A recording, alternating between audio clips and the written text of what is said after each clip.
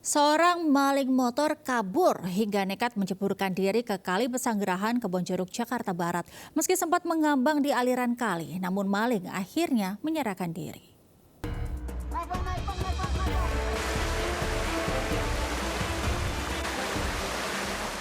Maling motor ini nekat menceburkan diri di aliran Kali Pesanggerahan Kebonjeruk, Jakarta Barat dan bertahan berpegangan di batang pohon yang berada di aliran air kali yang cukup deras. Berselang setengah jam, maling ini melepaskan diri dari pegangan batang pohon dan mengambang di kali. Takut terbawa arus, maling akhirnya menyerahkan diri dan bersandar ke daratan pinggir kali. Maling ini ternyata takut dihajar massa dan nekat menceburkan diri ke Kali Pesanggerahan karena ingin bergegas pulang dan bertemu anaknya. Dari jembatan itu dia hanyut di situ, lama tuh diteriakin maling, ditolongin. Suruh naik kagak mau, dia kabur terus hanyut deh. Daripada dia ini nyawanya ini, dia bilang pas ketangkap itu dia bilang kabur, katanya mau ketemu anak katanya. Petugas kepolisian yang berada di lokasi pun langsung membawa maling ke Polsek Kebonjeruk. Dari Jakarta, Miftahul Gani, iNews melaporkan. Pemirsa, petugas imigrasi Bandara Soekarno-Hatta mengamankan sebanyak 29 WNA ilegal asal Nigeria di apartemen Jakarta Barat. Para WNA yang diamankan juga telah melebihi batas izin tinggal serta tidak memiliki dokumen keimigrasian.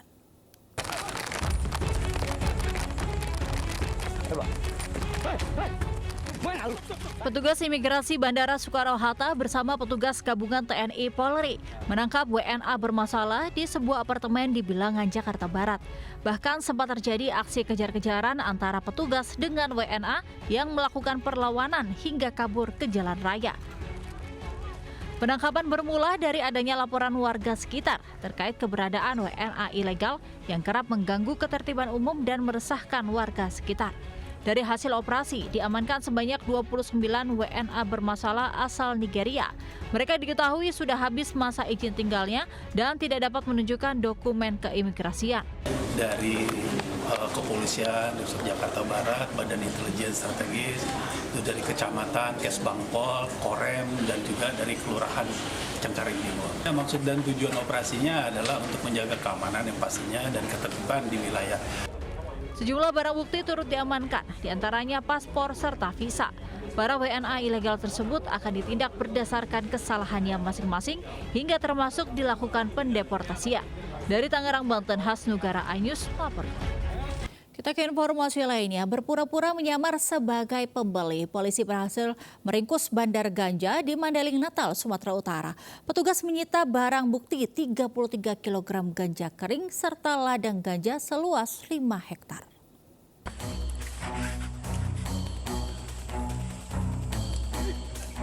Tim Ganas Satres Narkoba Polres Mandailing Natal meringkus RR di Jalan Desa Parmompang saat akan mengantarkan ganja kering seberat 33 kg. Pelaku seorang bandar ganja ini berhasil diringkus setelah terpancing upaya petugas yang melakukan undercover buy atau berpura-pura sebagai pembeli. Saat akan ditangkap, pelaku berupaya kabur hingga terpaksa dilumpuhkan. Petugas pun menemukan ladang ganja pelaku di kawasan perbukitan Torsihite, Desa Pardomuan, Panyabungan Timur.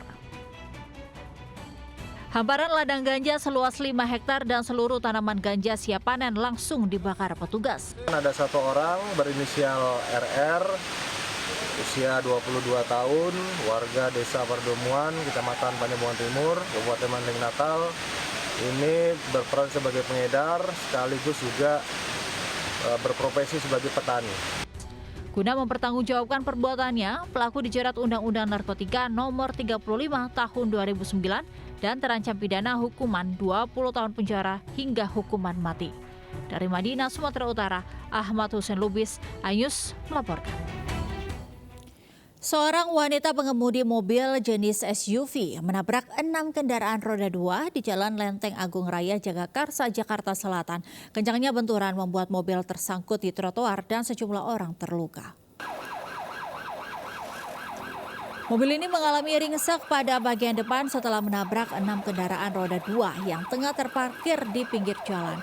Akibat kerasnya benturan, ban depan ban mobil pecah hingga badan mobil naik dan tersangkut di trotoar. Peristiwa tersebut berawal dari mobil SUV yang melaju dari arah Pasar Minggu mengarah ke Depok. Namun saat melintas di lokasi, mobil hilang kendali dan menabrak 6 kendaraan roda 2 yang tengah terparkir di pinggir jalan. Pengemudi yang merupakan seorang wanita mengalami syok atas kecelakaan yang juga melukai 3 orang.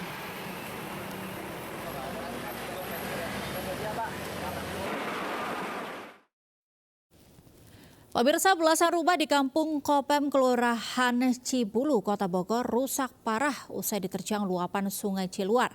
Akibat tumbangnya sebuah pohon bambu berukuran besar Rabu lalu, 70 kakak terpaksa mengungsi karena kondisi rumah rusak.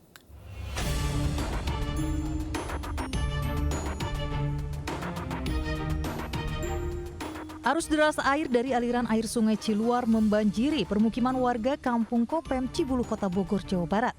Air meluap disebabkan tumbangnya pohon bambu berukuran 15 meter yang menyumbat aliran sungai. Petugas BPBD yang datang ke lokasi bersama warga langsung berjibaku mengevakuasi sisa material longsoran di sekitar lokasi.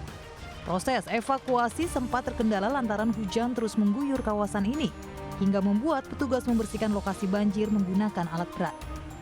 Cuma pas saya mengaji, ada ratiban di saya, hujan gede. Longsor pertama, 2 longsor baru, habis langsung naik segini. Emang sering, cuman nggak biasa begini, karena ada tersumbat itu aja, pohon itu sama pohon karet itu. Di sore hari mengakibatkan rumpun bambu jatuh kepada sungai. Mengakibatkan tersumbatnya air sungai Cipalegi berdampak pada beberapa kakak yang tergerus rumah tergerus oleh aliran sungai tersebut. Jadi ada beberapa korban atau rumah yang terbawa. Alhamdulillah korban dapat dievakuasi sekarang. Akibat peristiwa ini 11 rumah rusak parah dan 70 kepala keluarga mengungsi ke tempat lain khawatir terjadi longsor susulan. Warga berharap pemerintah memberikan bantuan kepada korban. Dari Bogor, Jawa Barat, Andi Firmansyah, iNews melaporkan. Kita beralih ke informasi lainnya. Pemirsa, Capres nomor urut 3 Ganjar Pranowo tiba di Bandara El Tarik Kupang, Nusa Tenggara Timur, NTT, di mana kedatangan mantan Gubernur Jateng itu disambut antusias warga setempat.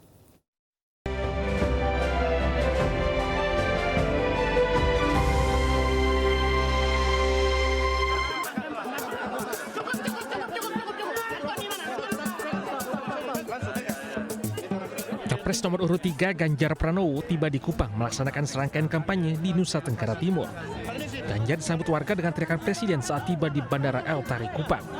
Warga antusias menyambut Ganjar mengenakan kemeja hitam, terlihat warga berebut untuk berfoto dan bersalaman dengan Ganjar. Mantan Gubernur Jawa Tengah itu pun tampak tersenyum dan menyapa para warga.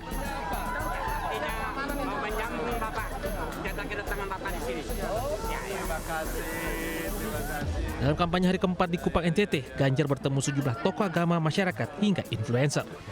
Dari Kupang NTT, Putu Bagus, Ari Setiawan, iNews melaporkan. Ribuan mahasiswa di Kota Kupang berkesempatan bertemu langsung calon presiden nomor urut 3 Ganjar Pranowo. Ganjar meminta mahasiswa NTT ikut terlibat mengawal demokrasi. Tapi itulah yang mungkin bisa menghayati. Di depan ratusan mahasiswa Universitas San Pedro Kupang NTT, Ganjar berorasi bahwa pendidikan merupakan salah satu cara mengubah nasib seseorang. Calon presiden nomor urut 3 ini menyatakan dengan pendidikan tinggi, pola pikir seseorang akan berubah dan lapangan pekerjaan lebih luas hingga berdampak pada kesejahteraan. Perlu 1000 orang tua untuk mencabut Gunung Semeru. Tapi beri kami 10 pemuda yang menyala-nyala semangatnya. Tentu saja inilah pemuda-pemuda yang kita siapkan untuk menggoncang dunia. Dengan berpikir positif, tidak suka menebar hoax. Ganjar pun sempat berdialog dan tanya jawab dengan para mahasiswa dan relawan dalam dialog kebangsaan bersama Ganjar Pranowo di Auditorium Universitas Nusa Cendana Kupang Jumat sore. Dari Kupang NTT, tim liputan iNews melaporkan. Sementara calon wakil presiden Mahfud MD berkunjung ke Kabupaten Lebak Jumat. Mahfud menghadiri halakah kebangsaan dan DPD P3 Lebak.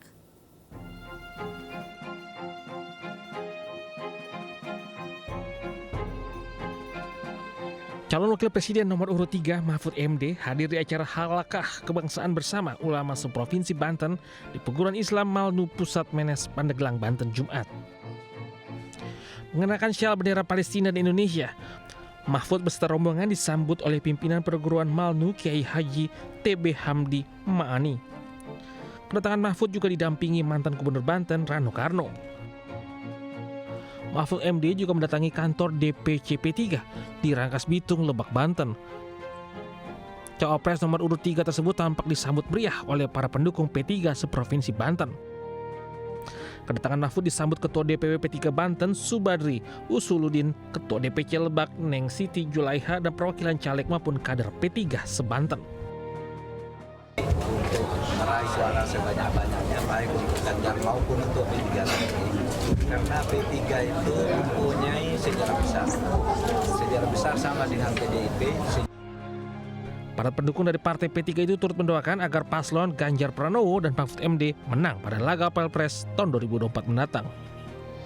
Dari Lebak, Banten, Iskandar Nasution melaporkan.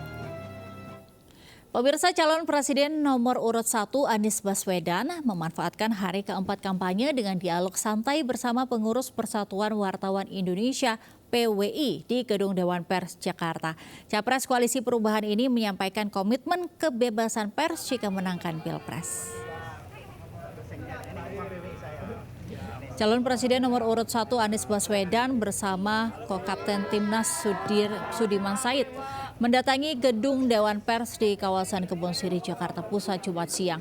Kedatangannya disambut hangat sejumlah pengurus wartawan Indonesia PWI Pusat saat melakukan dialog santai. Anies menekankan media harus objektif serta menghindari berita provokatif jelang pemilu mendatang. Ia juga berjanji terkait komitmen kebebasan pers jika berhasil menangkan Pilpres 2024. Sebelumnya PWI mengundang ketiga capres untuk hadir, namun baru capres nomor urut 3 Ganjar Pranowo dan capres nomor urut 1 Anies Baswedan yang telah konfirmasi.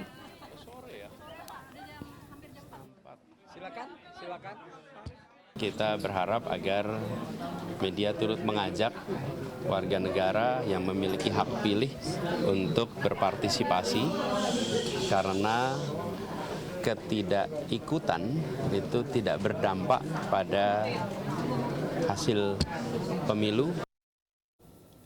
Sementara itu, tim kampanye nasional bersama tim kampanye daerah menggelar rapat koordinasi nasional membahas strategi pemenangan Prabowo Gibran di Pilpres 2024. Sejumlah petinggi Partai Koalisi Indonesia Maju hadir mengikuti rapat penting tersebut.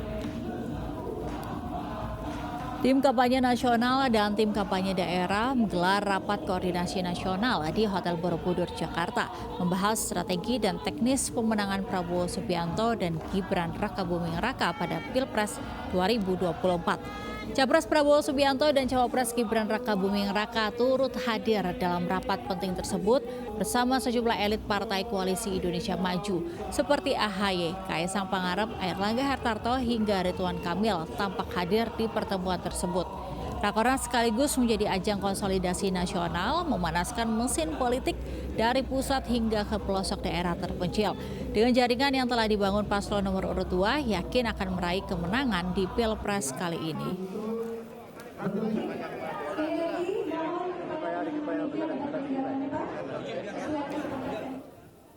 Pemirsa, memasuki masa kampanye pemilu 2024, caleg Partai Perindo semakin gencar turun ke lapangan untuk mendengarkan aspirasi masyarakat. Caleg DPR RI dari Partai Perindo, Vena Melinda, mengajak warga Blitar untuk hidup sehat dengan menggelar senam Zumba bersama.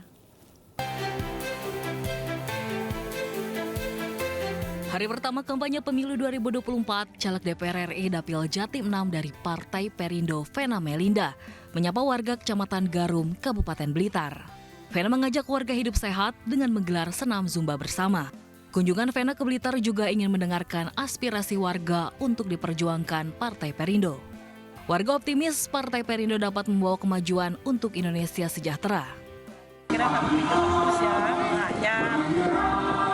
bisa mencapai masyarakat sekitar.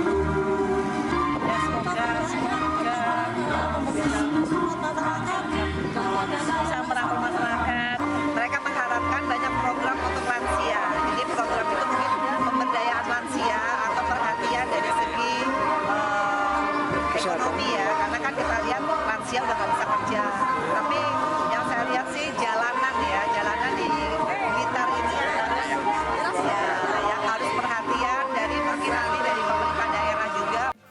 Selain senam, Vena juga membagikan sembako murah bagi warga yang sudah menjadi anggota Partai Perindo dengan menunjukkan KTA berasuransi.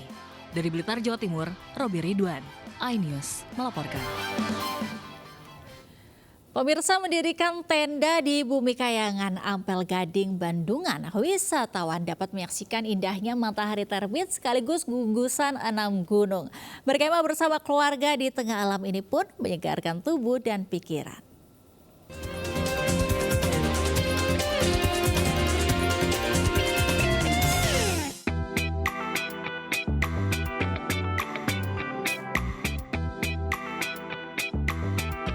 Indahnya Golden Sunrise di kawasan Puncak Ampel Gading, Bandungan, Kabupaten Semarang, Jawa Tengah menjadi incaran wisatawan dari berbagai daerah.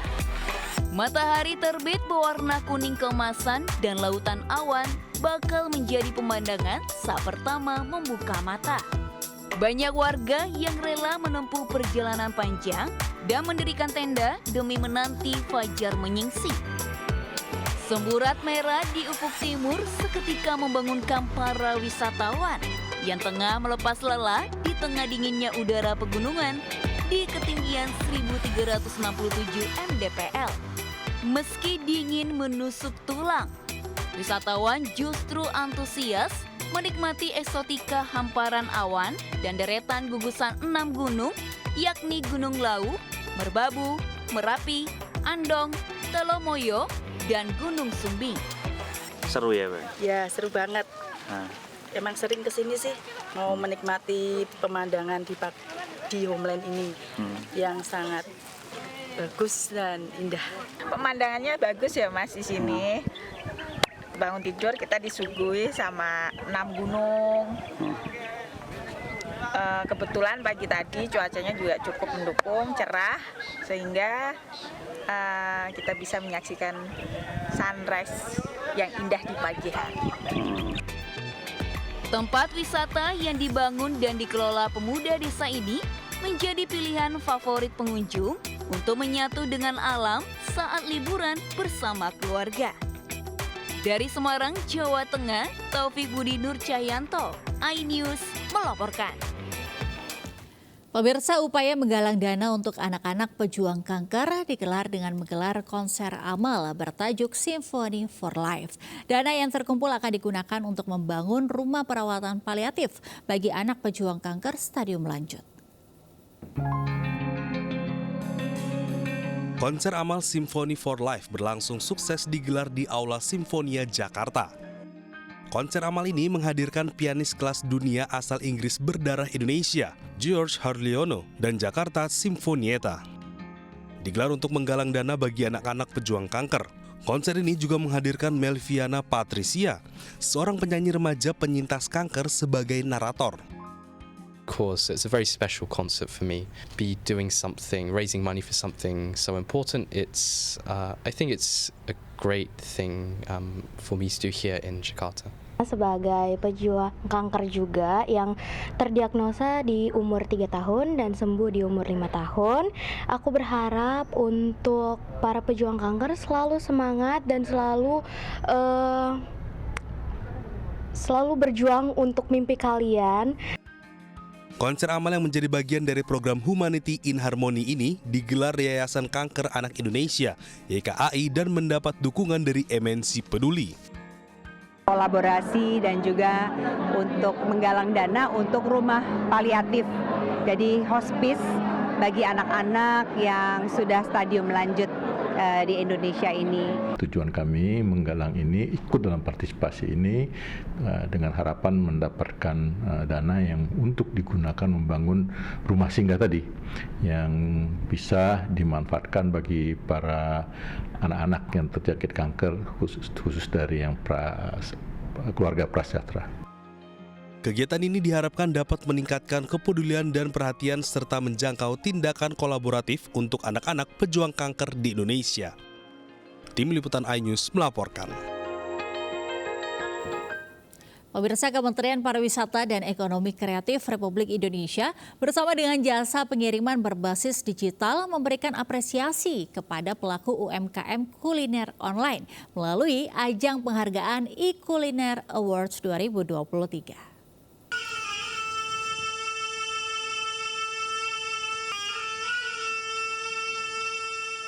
Mengusung tema tumbuh bersama UMKM, e-Kuliner Awards berkomitmen mendukung Indonesia Spice Up the World yang merupakan program pemerintah dalam upaya meningkatkan pemasaran kuliner Indonesia ke pasar internasional.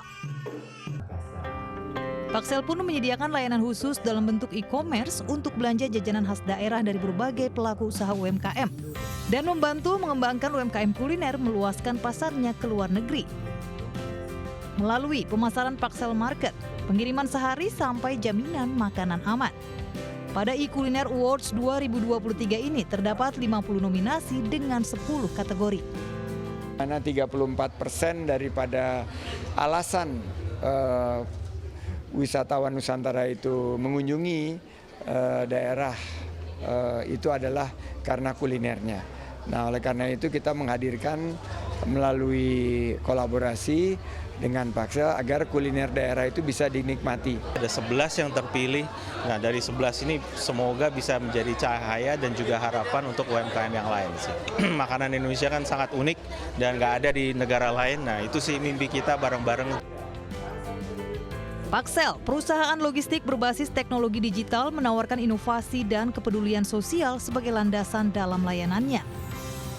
Selain layanan same day, ada juga layanan Paksel Recycle, yakni jemput dan kelola sampah e-commerce. Dari Jakarta, Rizky Ihwal, Raga Firdaus, iNews melaporkan.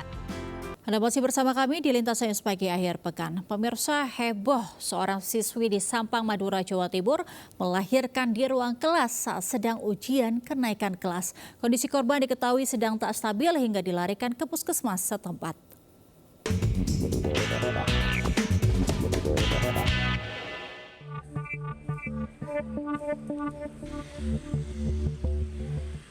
Sekolah menengah atas negeri Sampang, Madura digegerkan dengan seorang siswa yang melahirkan di ruang kelas saat ujian akhir semester berlangsung. Siswi tersebut langsung dilarikan ke puskesmas Kemuning untuk tindakan medis lebih lanjut. Peristiwa ini diketahui saat siswi kelas 10 mengikuti ujian tiba-tiba mengalami pendarahan hebat dan tak berdaya. Para guru yang mengetahui kejadian ini langsung menghubungi pihak puskesmas untuk mengirim ambulans dan membawa korban. Korban pun dirujuk ke rumah sakit Sampang. Tidak ada tanda-tanda untuk mengarah kehamilan, tidak ada tanda-tanda untuk mengarah melahirkan. Itu informasi dari hampir semua guru seperti itu setelah saya.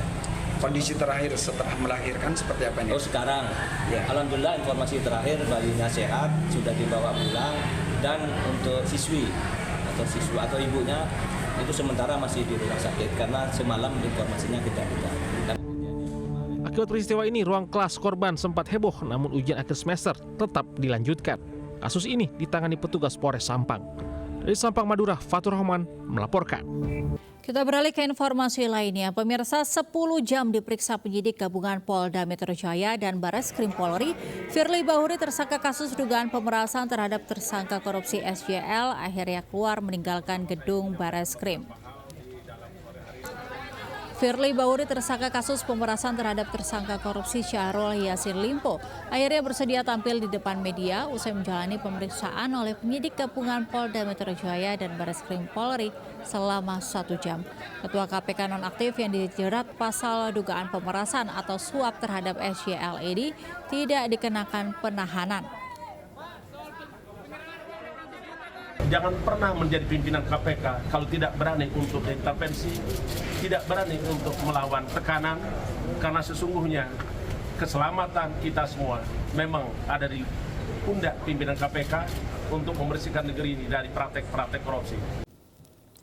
Pemirsa, jelang final Piala Dunia U17, timnas Prancis optimis mengalahkan Jerman di Stadion Manahan Solo Sabtu malam.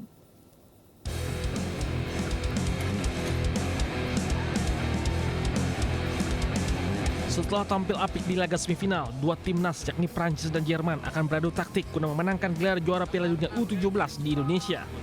Prancis ke final setelah menundukkan Mali 2-1, sementara Jerman kalahkan Argentina. Para pemain terbaik telah disiapkan mengisi 11 pemain utama yang akan bertanding di Stadion Manahan Solo. Pelatih Prancis Jean-Luc Panucci juga menerapkan strategi jitu di latihan terakhir sebelum babak final. Bahkan para penendang penalti jika meraih hasil imbang di waktu normal juga telah disiapkan.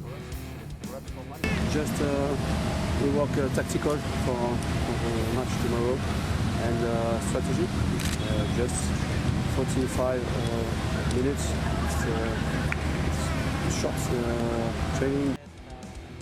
Prancis optimis dapat memenangkan pertandingan dan meraih Piala Dunia U17 untuk kedua kalinya setelah juara di tahun 2001 silam. Dari seluruh laga yang sudah dijalani Prancis hanya kemasukan 1 gol ke gawang mereka saat menghadapi Mali di partai semifinal. Sementara bagi Jerman ini merupakan kesempatan pertama untuk meraih juara Piala Dunia level junior. Dari Solo, Jawa Tengah, Septiantoro melaporkan. Pemirsa, PT MNC Kabel Mediacom atau MNC Play bekerjasama dengan PT Indosat Ooredoo Hutchison dan Asianet by Lightstorm Group Company. Dalam kerjasama ini, Indosat resmi mendapatkan 300.000 pelanggan MNC Play dan Asianet mengakuisisi jaringan fiber to the home.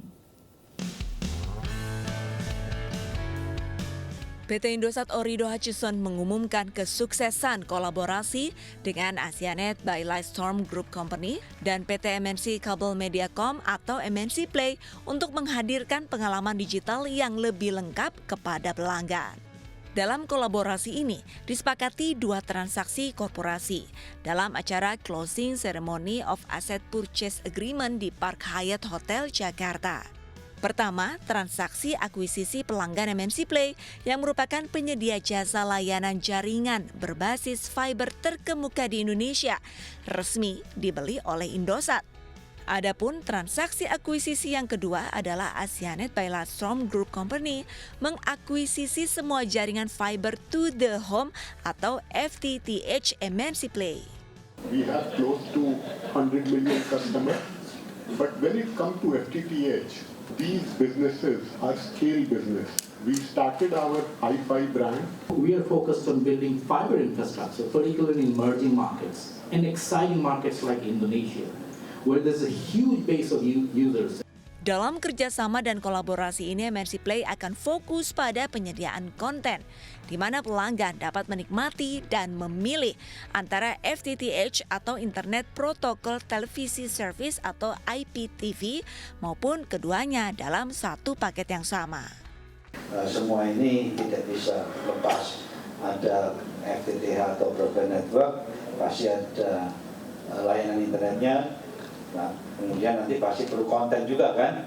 Nah, kontennya ini IPTV yang di-provide oleh masih dari NKR. Akuisisi ini menjadi sebuah standar baru bagi industri dalam hal menghadirkan internet rumah tangga dan layanan entertainment berkualitas di Indonesia. Dari Jakarta, Megalatu Damar Wicaksono, iNews melaporkan.